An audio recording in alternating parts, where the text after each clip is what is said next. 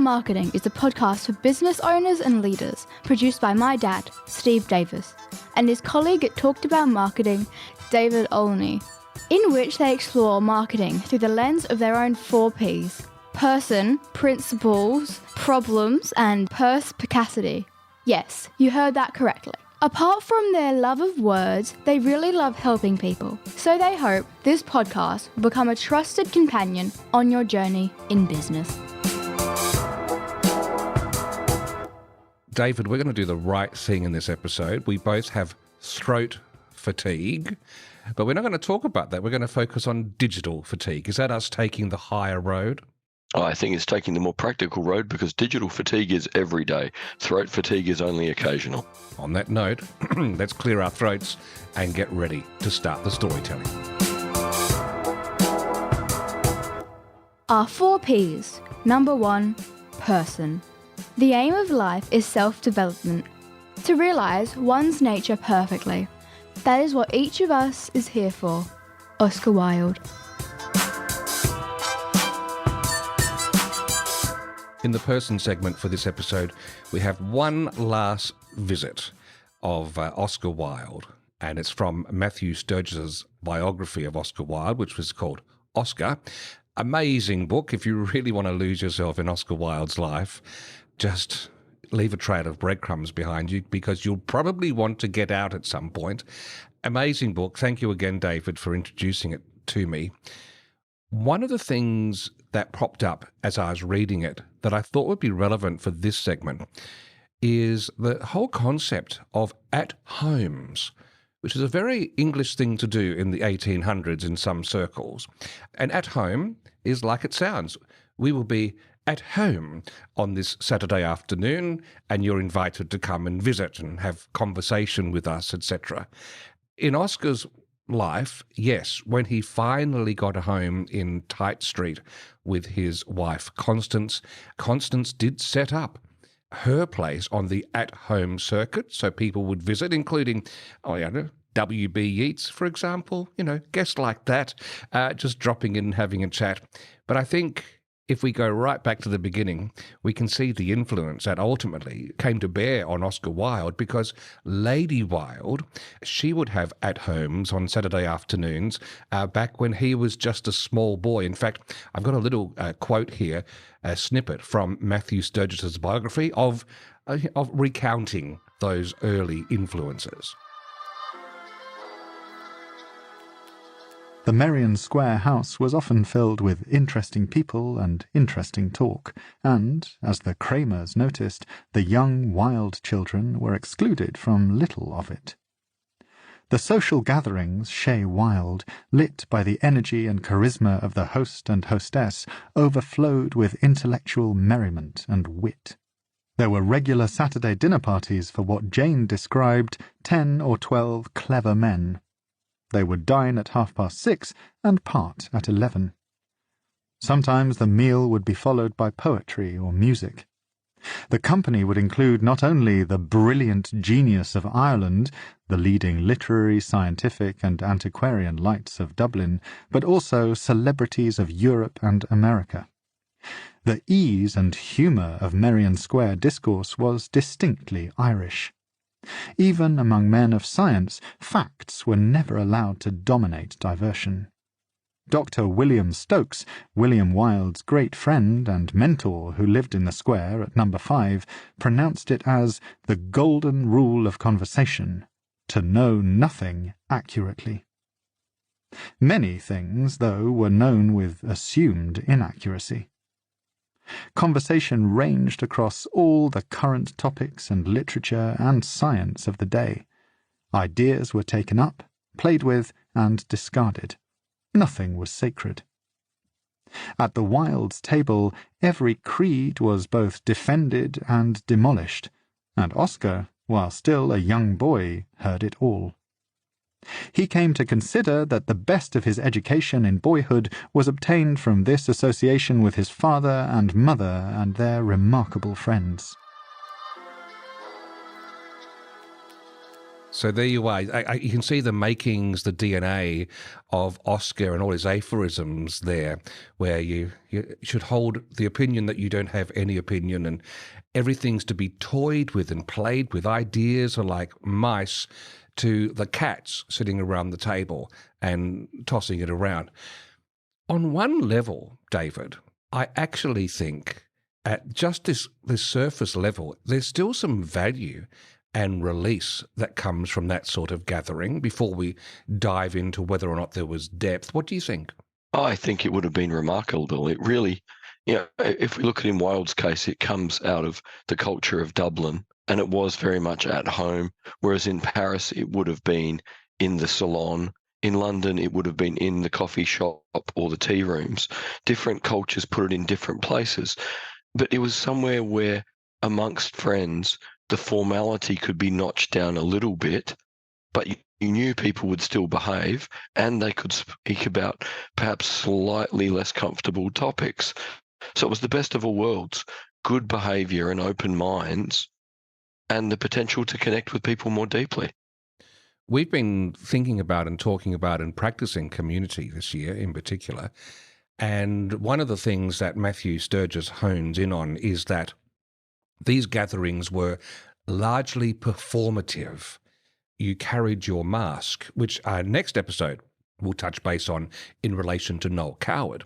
But here we've got the performance. You're there to dress up, to be whoever you're, not your full public persona, but your next step back public persona. In fact, I was talking to someone today who's her name's Kelly. She listens to our podcast. She's been recruiting in a medical field, and she commented how some candidates, when they have the Zoom meeting, they just move a little bit and she can see they're wearing pajama pants.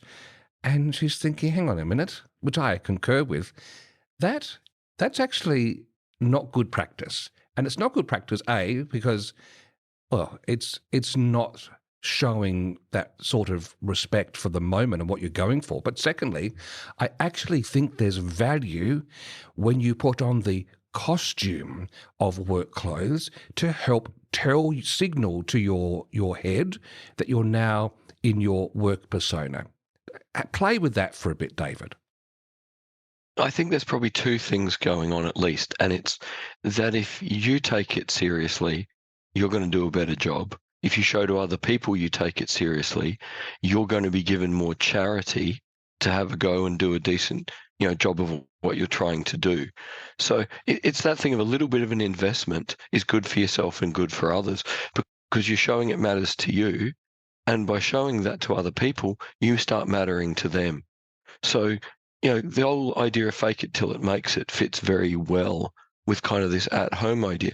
These were people that either wanted to succeed intellectually, artistically, politically, and the way you tested your language skills, your storytelling skills, your persuasive skills was on other people who were open-minded and committed to growth.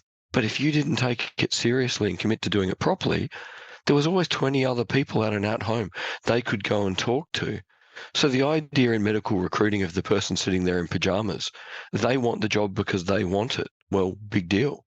Why would the company want the person that doesn't want to connect and add value? Yeah, well, that's an extra lens to throw upon it.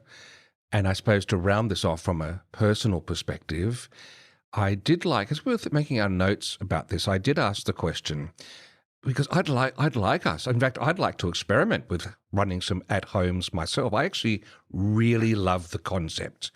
And I asked the question, do we get to drop our guard much? I went travelling with another mentor from the Adelaide Business Hub program, and Hayden and I got to share a room together one night, in separate rooms, I should say. It was an apartment, David. I can see that look on your eyes. I've got no problem with it, but I'm going to go, how are you going to add this to your Tinder feed? There's going to be a Tinder feed angle. But we actually had a very frank, relaxed conversation about all things to do with business, and I relished that moment for that, because I really did drop my guard. Had my pajamas on, I'll say, but I dropped my guard. And I think I think there's importance, especially for blokes, we're worse at it than women, of having that clutch of people around us with whom we do drop our guard. Any final parting thoughts on that? I think if you have come up with some basic rules about how you want to behave in the world so that your behavior is always reasonable, you can drop your guard because what you default to is what you've trained yourself to. And that is incredibly relaxing. I think what we want to make sure people are clear about is we're not defaulting to dropping your guard means you get to essentially have verbal diarrhea. That really doesn't serve anyone.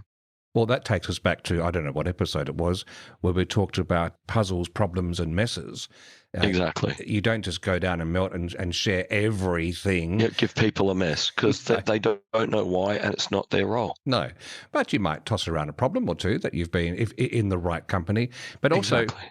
I wonder if some people are listening to this going, what do you want about, Steve? We get together all the time and have this. But I could be an odd one out. I think I share this with other business owners who run their own business, is you do tend to work or have your mind in the workspace 7 days a week.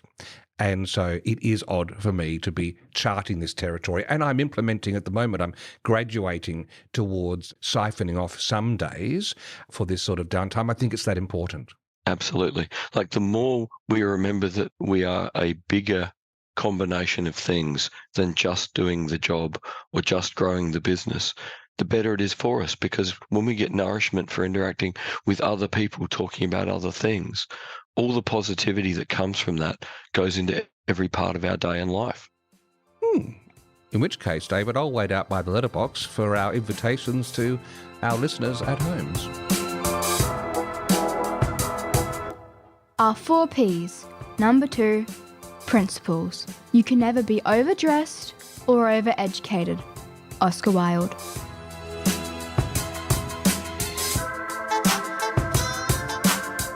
For the principles segment, I want to read some quotes from a post I saw earlier this year. It was in the middle of winter by a person I know here in Adelaide, Jessamine Hayden McLaughlin.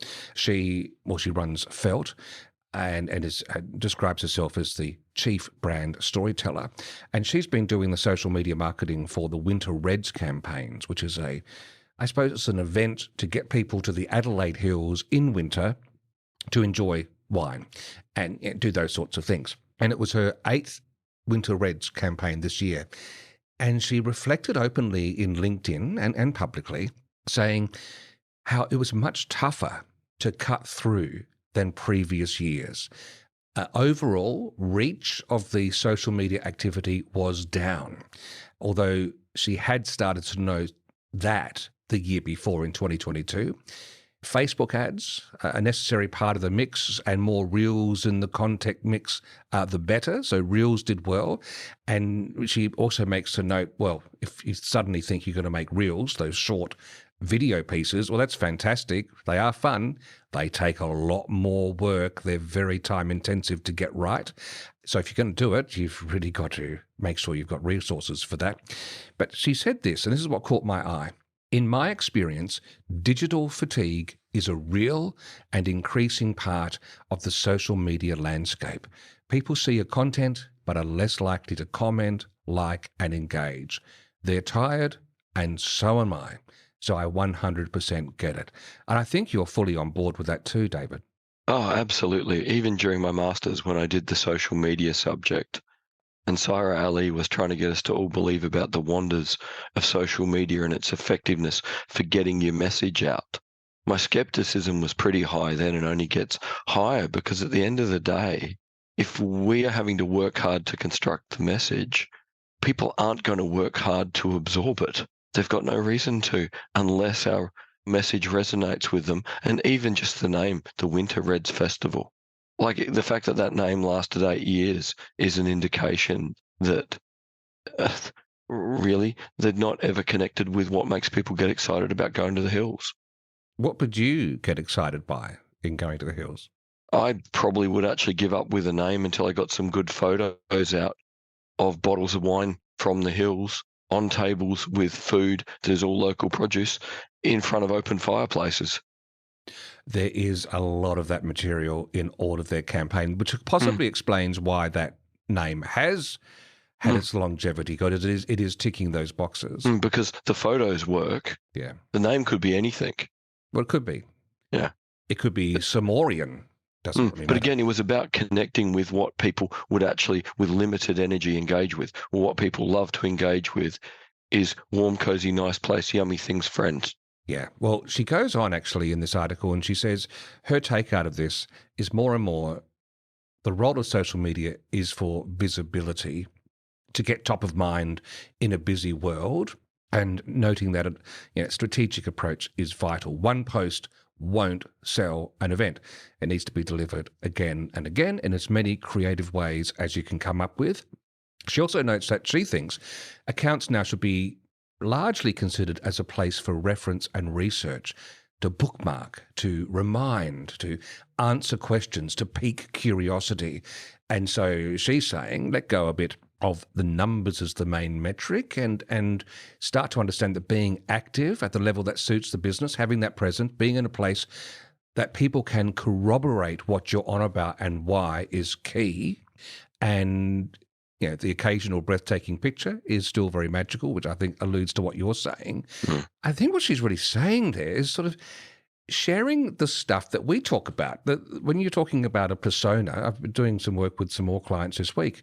We're trying to understand within a buyer persona, what is the triggering event? What is the thing that makes them go looking, and what is the thing they're trying to solve?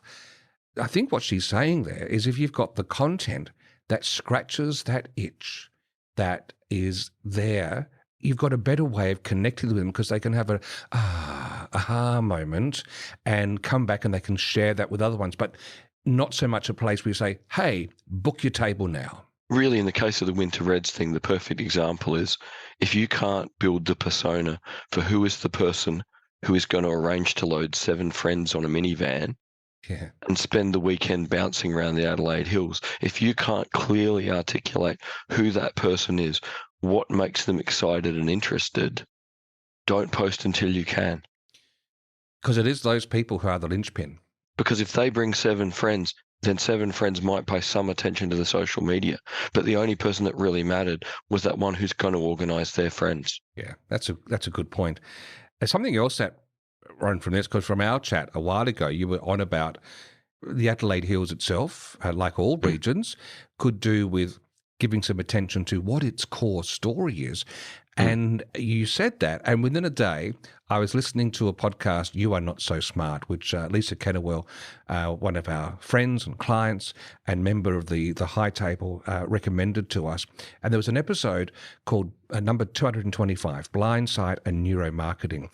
And a couple of neuromarketing experts were talking about some surprising insights about story, or not so much insights, but other sides of the coin. And I think we'll have a listen to them now. It's Prince Guban and Matt Johnson. Let's hear what they were saying. I can give you a glass of wine, Dave, and like, hey, this is a really nice Pinot, check it out, taste it and whatever. And then I can say, hey, this is a really nice Pinot. It's called Samantha. It's called Samantha because the winemaker's oldest daughter hated Pinots. He could not get her to like Pinot Noir at all. So for her wedding, he created this Pinot, and he was so convinced that she was going to love it. And lo and behold, on the wedding day, she loved the Pinot. And that's why this one's called Samantha. Now have a sip of it. There's no way you're not going to like that one more, right? Unless you have bad history with people named Samantha. That is one aspect, the storytelling aspect, right? So that's one. Matt, did you want to add another one? We essentially see a hidden soul in the objects that we interact with. So it's a little bit of a strange thing, but when we build attachments, when there's a history, when there's an origin story behind it, it ceases to just be the physical objects. We see this with a range of items outside of food and restaurants. So this was, the example that we brought in was the Banksy piece. When, if you remember a couple of years ago, David, Banksy had that performance art where he, auctioned this piece of art off at Sotheby's, and then it immediately shredded. And what was really interesting about it is the value of the piece actually went up. So the piece was actually physically destroyed, but as I mentioned earlier, we see the hidden soul in things. And that hidden soul transcends the sort of physical qualities, the physical iteration of it. And so since we see these sort of hidden essence in what we interact with, when this is applied to food, one way to enhance the essence is to give it an origin story. So Prince just gave the example of Samantha's cab. There's been studies of it where you present a menu item and then the waiter comes around and says, well, this was it was a dish inspired by, the waiter's experience in Indonesia. We had to fend off pirates from this, and, whatever story it is, it gives it this background that then influences the mental model in a positive way. So that's Prince Guman and Matt Johnson. Their book is called Blind Sight. And so the two main things that stick out for me there is how, yes, you've got wines, but now here's a wine that's got a particular story that the winemaker was on a quest to make sure his daughter would like this wine. That does grab my attention differently. It's still just a bottle of wine in the glass, but there it is. And the other one is the Banksy piece of art with, they pay X amount for it. The moment it's sold, it gets shredded. You could argue that's the art wasted. They're looking at it in terms that, well, there's almost like a soul, a hidden soul that is in all things, but story brings that to the fore. So it becomes worth more because this is you being connected to Banksy and Banksy's product in some hidden way. And of course, along there, of course, that other reference in that little quote was about finding a way that the waiter comes once you've been looking at the menu and says, I'll draw your attention to this because this menu, this item, the chef was inspired while rowing a boat between Australia and Indonesia and being attacked by pirates. And this is, blah, blah. And suddenly you're drawn in. So, let's reflect on a couple of these things from a marketing principles perspective about storytelling and how it's like a pea in the cup trick when you move those. It shifts to where we're thinking of. We're not so much assigning, what's the dollar value? We're either caught up in a story or we're not. It really is a way to get feeling mind involved in what's going on rather than thinking mind. Thinking mind is going to go, is there status in drinking this bottle? Well, there's not much status in drinking the bottle that someone made so their daughter would like it. But if I chug through my brain and go, is it from the right winery? If I have the label facing out at my table, is that signaling that I know what I'm doing? There's a lot of different ways that we assess things, and we really need to think things through in those terms. Who's the story going to resonate with? Is it going to resonate in a sort of positive way that we find fun? And hey, here's a entry sort of level Pinot that you can have a go at if maybe you don't like Pinot. Is that interesting to people who know what they're drinking? Well, who's our audience today? What story are they going to engage with most? A parent caring about their child, that's a great story. But it's not a great story for wine snobs. Well, it's all Pinot snobs. Exactly. And being an ex-Pinot snob, I can be as snobby as the best Pinot snob. I actually think for me, this story has more value being a Pinot because I might actually give that a try. I try to avoid Pinots with great passion. They're just such... All right. I am going to be forced now to go on the hunt for affordable quality Pinot, which is the reason I don't drink it anymore because all the quality stuff is now stupidly dear. And all the cheap stuff is bad. Okay. Well, I did traipse all over the South Island of New Zealand hunting amazing Pinots, which we were told was a place to get them from. They all tasted like water that dirty socks had been washed in. Yeah, that's not good. We might have to kind of extend your palate toward Pinot step by step. Well, there we go. On that note, dear listener, in applying this sort of principle to your marketing, the question is, what is the story behind it? We've talked about storytelling a lot, but this is a different angle. This is about giving feeling mind a chance to connect and come along for the ride. Our 4 Ps. Number 3, problems. I asked the question for the best reason possible. Simple curiosity. Oscar Wilde. In the mailbag this week, I had a wonderful email exchange with Donald from Don Allen. He's a long-term friend and client, and earlier this year, we helped him put together a draft new website. And to help it, we try to be frugal wherever possible. And Donald was happy to do some hard yards himself and work through it and make some changes, and that's fine. That's how we like to roll.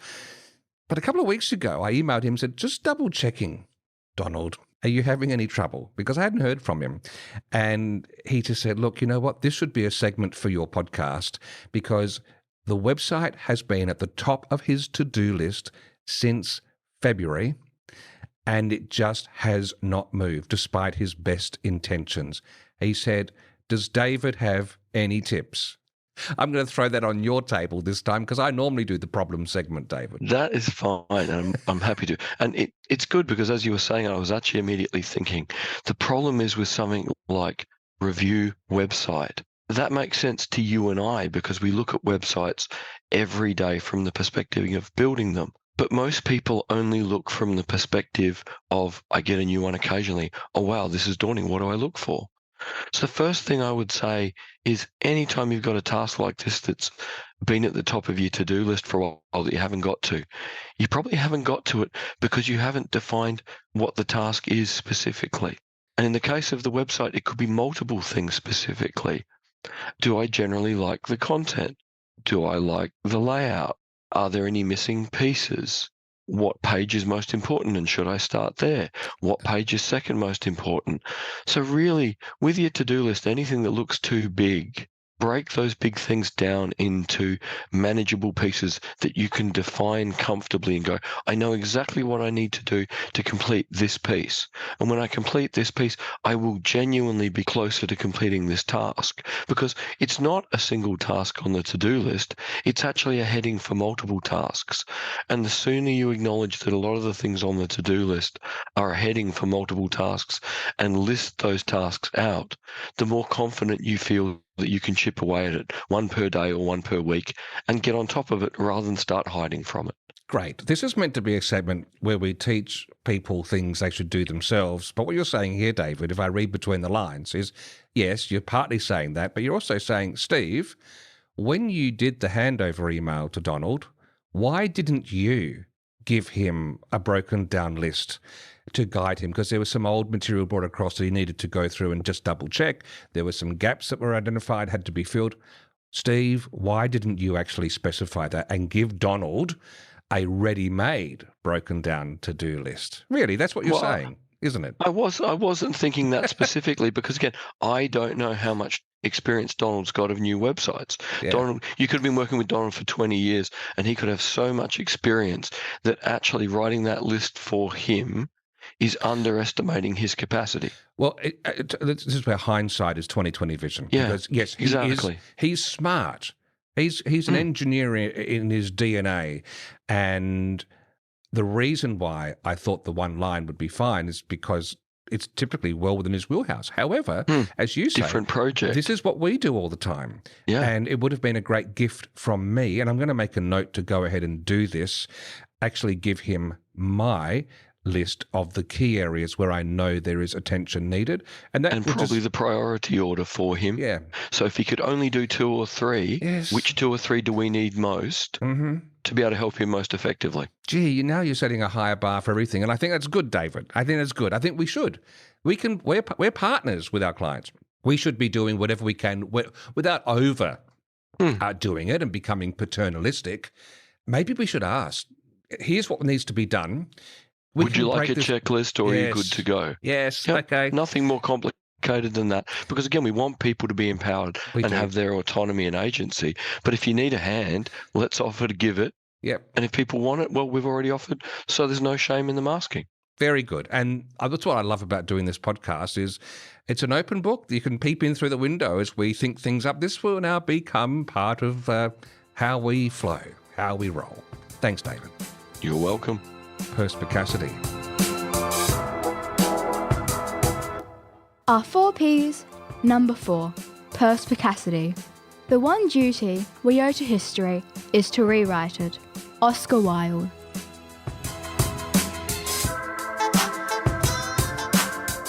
We're now heading to the halfway mark of David Sandler's Sandler Sales Submarine. You might recall we're dedicating this last segment of every episode during Series 3 to working through the amazing book, the fantastic sales book by David Sandler, which is called You Can't Teach a Kid to Ride a Bike at a Seminar. And in his Sales Submarine, you'll pick up on the other sections earlier. Let me see if I can remember them. I don't actually have them written in front of me. So at the beginning, there is rapport. Mm-hmm. Then there's pain. We need to understand the customer. No? Upfront contract. Oh, yes. Okay. See, this is my revision. So rapport, upfront contract. Then try to identify and understand the pain they're feeling. And now that we all agree with that and they're feeling, oh, okay, yes, he understands it, budget. What's the different way that Sandler equips us to tackle this question, one that people can feel squeamish about in the realm of sales or marketing? I really love the fact that David Sandler comes out, straight ahead and says, I'm uncomfortable about talking about money with people. My family were always uncomfortable talking about money. I've had no practice at this, but we need to talk about what the budget might be for you to get the outcomes you want in your business. And I'm going to feel uncomfortable about this and be awkward. I apologize, but I hope we can move forward anyway. Like that kind of honesty, I think is just amazing from someone as capable as David Sandler. And it goes with everything that we try to practice as far as naming that 900-pound gorilla in the room. Don't avoid anything. Don't pretend something is not there when it is. Just name it. Name it earnestly. Name it humbly, but name it with the fact that you are going to see it through, that it has to be done. And you know what? You get bitten a few times, you realize when you don't and you try to dodge it, it will come back to bite you. Any of these sections of the Sandler Submarine, if you don't do them fully before you move on, you will destabilize or wreck the next step and have to go back anyway. So you may as well just do them properly first. So this is where we're at with the submarine, is bringing that. So one hand is you can say, look, as David just said, I'm uncomfortable about this. So he talks about some other things that he uses there as well. There's different ways of approaching price to try and understand, because his thesis is that buyers are not necessarily trying to be mean and nasty, but they've been raised to be suspicious of people selling. And so they will try to withhold as much information as possible so as not to give you a free kick. And they might feel that if they tell you you've got a budget of $950, then suddenly the price will be $950. And especially that's going to happen if you haven't built rapport. But he knows you need to know what that number is. And there was one approach he talked about where he says, look, he was talking to someone, let's call her Meg. Meg, I hear that you want to go forward and find something here, but I need to understand to some degree what sort of budget we have here, because that will shift what I can offer and how I structure what I do. Are you thinking that this is something that will fall between the $3,000 and $7,000 mark, or are you thinking this is something that will fall between the $7,000 and $15,000 mark? And depending on what Meg comes back with, you can have a conversation. And he particularly likes it when she says, well, I was fearing it was going to be around the $14,000 mark. He said, look, the thing is, this is not actually there. This is actually a $6,500 job. And so you've just made her day, but you know that you can go through and deliver what you need to deliver, and you understand what the parameters are. Have I got that right? Absolutely. Like, get people to give you a number if they're willing, just within a range. Like, as a range, where does your budget fit? And if they're really uncomfortable, give them some ranges and let them pick. And then, because if you've done the pain step well enough, you can go, well, at that range, we could certainly work on the first thing you would like to achieve. That could definitely be achieved for that amount of money. And we may be able to make significant ground on the second thing you would like to achieve, but it most certainly wouldn't achieve the third thing you would like to do. Yeah. Now, that doesn't mean we can't come back and revisit that as a second project later when your budget is higher, or that next year you've got budget again and we do it as a second phase. So there's so many ways to have the conversation where you aren't pushing anyone towards spending more money. You're just having an honest conversation about what do they want to achieve versus what does it cost for you to deliver them the product or service they need to achieve it. Another thing you mentioned, which I've used a couple of times now, is where he says, look, off the record, what sort of budget are we talking about? And that little phrase, off the record, it does work. I mean, it works, again, if you've got the rapport built up in the early stage, and it's been quite disarming, and I've been able to move ahead and get some projects as a result of that. But the other thing which he shared, and this is probably the last thing for me from the budget perspective that I really like, is he introduces the concept of a monkey paw. And I think it was at this stage of the book that he does this, David. Correct me if I'm wrong. Yeah, no, it was. Where he used the example of someone selling big commercial air conditioning systems for buildings. We're talking hundreds and hundreds and $100,000, if not millions of dollars. And this guy was going in with a different company and getting outbid and all sorts of trouble. And what he did was he came up with the idea of saying, look, I tell you, before we go ahead and we put through the whole quote, what if I do a complete audit and assessment for you so you know exactly what you should be looking for. And that might cost you $10,000. It doesn't matter who you go ahead and buy with, but I'll do that. And this gentleman won that contract, and sure enough, because he already had a much closer relationship, was able to win the bigger project. And he calls that a monkey paw because the big chains that tie up those huge cruise liners and cargo ships, you can't throw them off and catch them on the harbour. So they attach this long sort of rope with a hook on it or a ball, and that gets thrown off. That's easier to catch, but it's connected to the big chain, and then the people can pull that big chain over and tie up your boat. So the monkey paw is, have you got something you can offer that's small and valuable, that gets you in, that gets you the chance to prove yourself, which puts you in the warm running for the bigger project. Very clever, David. Oh, it's very clever because in a sense, the monkey paw is giving you another chance at rapport, future contract, pain, and budget. Yes. It's giving you a chance to revisit all 4 first steps in a smaller project, where in the case of the air conditioner example, this person now knows you technically understand what you're doing so well, that you understand their situation, that you're applying no budget pressure, and you've worked out exactly what they need in terms of what do they want to achieve. Because air conditioning a building is not a simple thing. Are you air conditioning it because it's a hospital and you need to not contaminate different areas with different air? Is it a hotel and different areas need to be different temperatures? What are you doing? By doing this report well on what it would cost to air condition this building properly, you are demonstrating that you've listened carefully, built rapport, understood the challenges, understood the potential budget questions, and you've done all that in a way where if they come back to you after, well, now they get a discount of the cost of the report off the big job with a person they've already come to trust. Yeah. No doubt there's some helpful things as we seal the door now on stage 4, part 4 of the Sandler Sales Submarine.